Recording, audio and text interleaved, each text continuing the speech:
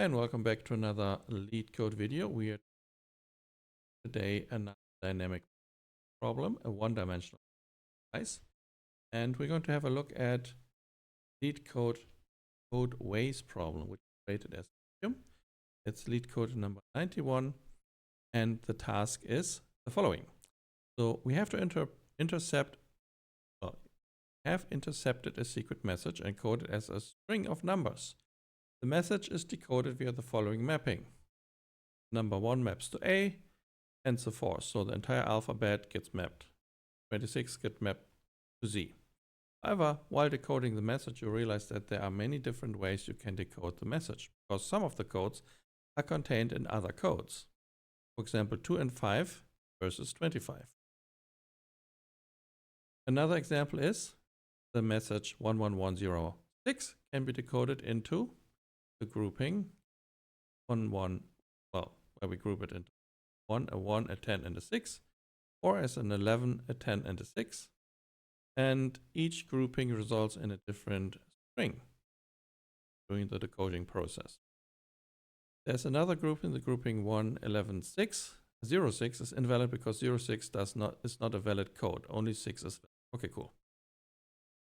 Note, there may be strings that are impossible to decode. That's also good to know. And given a string as containing only digits, return the number of ways to decode it. But if the entire string cannot be decoded in any valid way, return 0. Right, test cases are generated so that the answer fits into a 32-bit integer. We don't care about that since we... what are some of the constraints? Well, we're given at least a string of length 1. And we also know that S contains only digits and may contain leading zeros. All right. Leading zeros, so that might be an edge case that we have to take off. Now, there's some more examples here. The input string 12 can be decoded into letter L, which is 12, or AB, which is 2. Of course, input string S, 2 to 6, can be decoded into, I suppose, 2 and 26, right? 2 and 26, which is BZ, and it has 22, 6 and 2 to 6. So there are 3 ways to decode it, which is why the output is. And then here we have the edge case where the string starts with a 0 that can't be decoded because 0 cannot be mapped to anything. 0 itself cannot be mapped to anything. 06 does not occur in our. All right, this seems easy enough, I suppose. So if we wanted to solve this with dynamic programming, we probably need to always compare, does there exist? But I'm thinking about a recursive approach, and at every step of the recursion, we check whether the current digit is in the mapping, the 1, the 0, the 6. And if it is, that means we can go another recursive step. And if the next 2 characters are in the mapping, that means we can also take that path. So we have a maximum branching factor of 2, and for both of these paths. Now, because we will end up with a lot of paths that cross, we'll probably cache the results. So, and we can compute the overall solution, I suppose, by checking how many ways are to decode part of the string, just a 6, 06, the 106. Yeah, I think that'll be our overlapping subproblems. And just to put some of those ideas into code now. So I said we need the mapping. And we're going to define the mapping, and we just need to put all of these numbers as strings into our mapping. So some number, and we need to map it to a character. And the way to do that in Python is character function. Pass in a number here, it turns it into a character. But to determine the number value of a character, we can ordinal function, which takes a character, for example, A, and then we just add the difference. So A plus N, and N will start at 1, not at 0. And then all we do is just for n in 6, mapping over the 26 possible characters. So we need that mapping for our little lookup. Next, we need a recursive helper function. Gives us helper. We're doing a depth first search.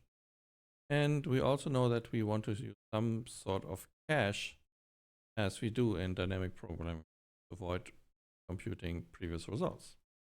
Use the cache annotator in Python to for us. It will store all the values, all the return values of our function, giving the input parameters. Speaking of which, well, we should probably pass the index into our helper function, so that we say give us helper at index length -1.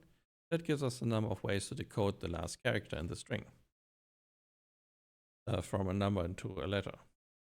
So we will do that, and in our main function, or in our base function, all we do is we just return helper and we call it with parameter 0, because that's where we start. We start at the beginning of our string.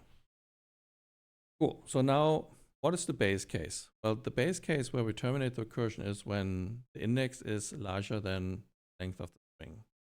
If we've reached that point, that means we found a combination. So if I is larger or equal than the length of the string, I'm just going to return 1.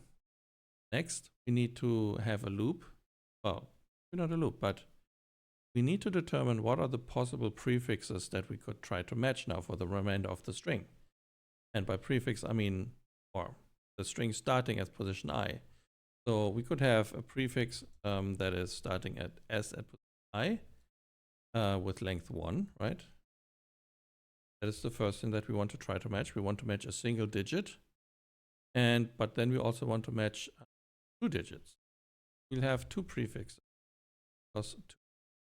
So those are the 2, and then we have to check if prefix in mapping, and if it is, well, then we can call our recursive helper function again, right? Helper at index I plus the length of the prefix. That's how we're going to update it. Of course, helper is going to return us a number of ways to decode the string starting at position I plus length of the prefix. And so we need to keep track of that variable, and count in the beginning is just going to be 0. So if we're not able to decode anything, it will just remain 0, and we automatically took care of this edge case when we have leading zeros and when we cannot map a string to anything. Turn count. Now, there's a little bit of danger here. We don't only check if I is, if I is the last character in the string, it will pass this if statement, but this will return an error. So I guess what we'll do is we'll just have a prefixes array, and we just check if I is smaller than the length of the string s minus 2. In that case, we can add this to our and then all we need to do here is we just loop over them.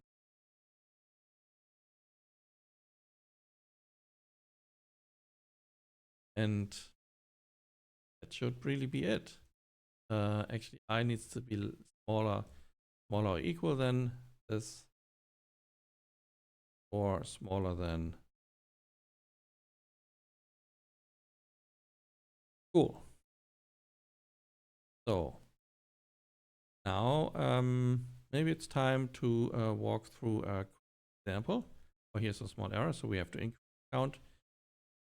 Set it equal. Turn is instead of the. Right, so let's take an example for a spin. So the example 1, 2, I think good one. So we start with the helper, I points to 0. We've not reached the end of the string.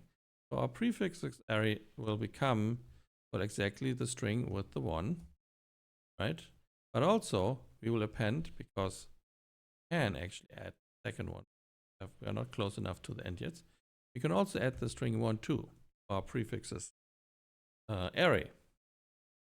Now we just need to loop over them, and we call helper with both the index 1, with both the prefix 1 and the 2. So what if the first prefix is, well, we go into the recursion. I points now at the last character of the string. We have not, we're not over the limit yet. So we're still going to persist here. However, now our prefixes is going to be just the array that that contains the string 2, right? And this if case is not true, so that means we're not going to append another string to a prefixes array. We're going to go into recursion. We've hit the end of the string, so we will return 1 for this, or basically the sequence 1. Right. Now back to processing the second prefix, first recursive call. So the string is 1, 2. When we go into a recursion, I exceeds the length of the string and we return 1. So the result is going to be 2 because we found 2 valid combinations through that pass. So if I run this now, it should pass all of the tests unless I've done a typo. Yes, DFS helper and not just helper. So let's fix that. And yes, you can see it passes all of the test cases. And now the big moment where we submit the entire thing. And it passes as well. So, right. Well, what are we looking at in terms of time and space complexity? Well, obviously, we are increasing our index I, worst case, only one step at a time. So you're going to have n recursive calls, which automatically means O of n stack space, but also O of n time. Now, since we use the cache, we avoid branching. We avoid a lot of the computing, a lot of the previously explored positions of I, overlapping paths.